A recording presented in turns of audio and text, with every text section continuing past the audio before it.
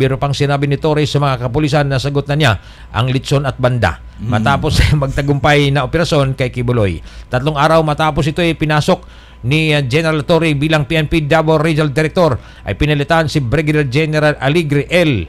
Martinez. Maalalang una na ring tinangka ng pulisya na silbi ang warrant of arrest kay Apollo Kibuloy noong June 10, 2023 ngunit hindi ito nagtagumpay matapos harangin ng mga miyembro na ang KOJC at umabot pa sa pisikalan.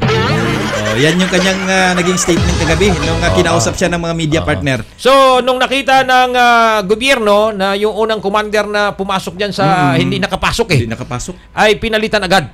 At kinuha itong si General Torre para siyang mamuno at manguna dyan pagpasok ng QUGC. So, ginawa niya ang lahat. Correct. Sabi nga ni General Torre, napaka-peaceful naman yung existence ko sa kabilang yung ako nga pinamunuan ko, pero ito ngayon ang pinakamahirap. Kasi marami yung mga sa Bisaya pagbalabag. Yes. No?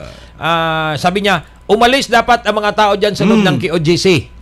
Dahil huuli natin ng mahinahon ang pastor at hanapin namin yan. Bibigyan sila ng pagkakataon na ma-implement nila yung pag-aristo.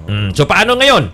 Yung mga nadamay dyan, nagkakaso tuloy. Wala namang kamoy apil nag-apil mamurya. So ang lisod ani karon kamutanan ng miyembro sa KOJC mga identify basig mapailan mo obstruction of justice. If you remember partner, 500 na mga investigador ang nakahanda. May mga mukha na, may mga picture na sila. Ito, kasali ito, tinulak ako nito, ito.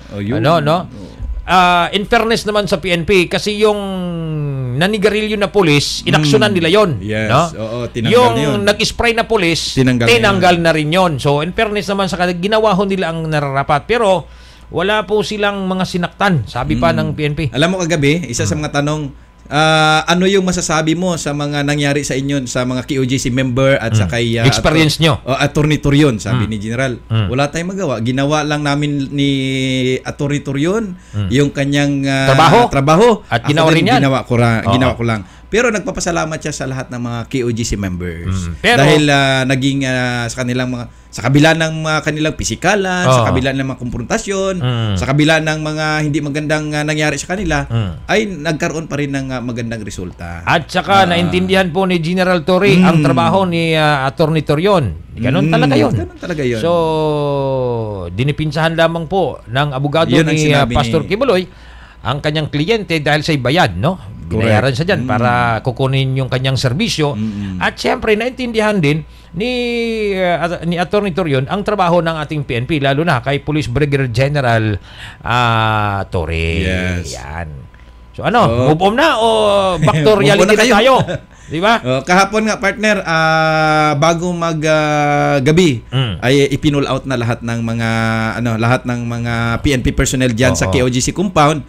Kaya kagabi nagkaroon ng silent night sa lugar.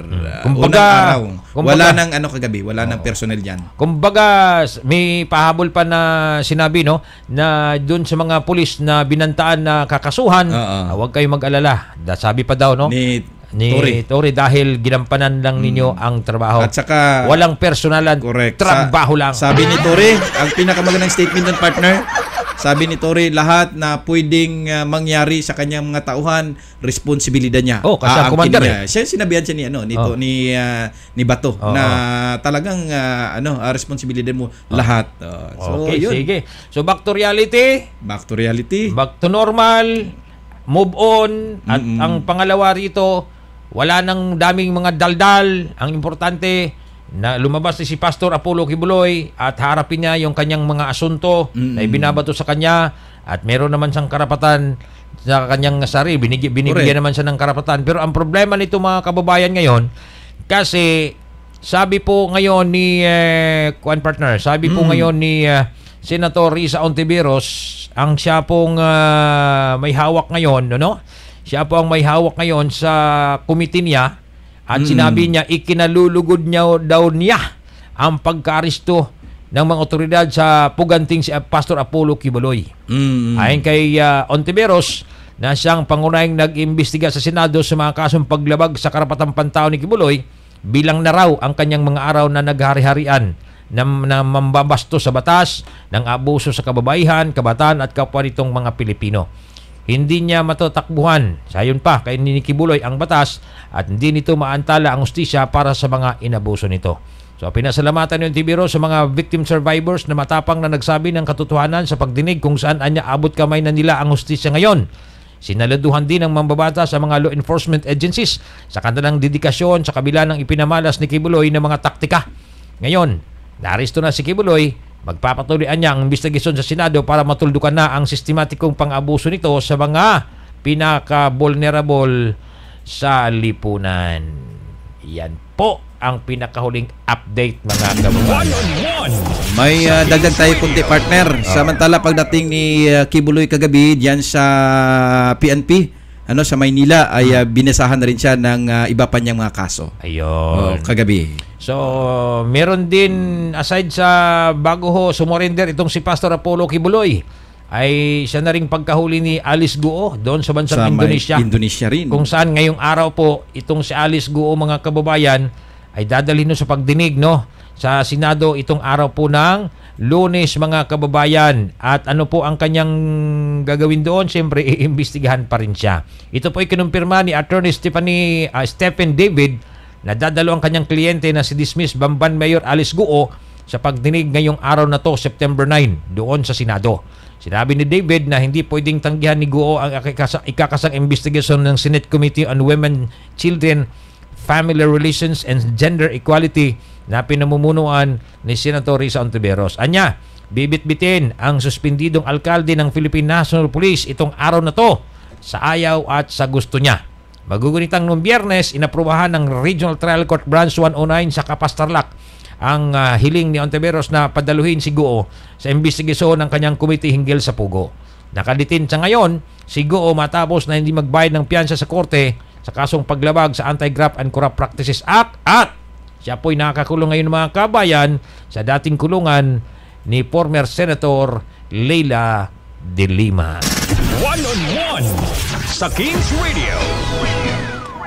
So, antayin natin kung ano ang susunod na mga kabanata. Siyempre, pag may mga teleserye, may ano talaga yan, may series of teleserye yan.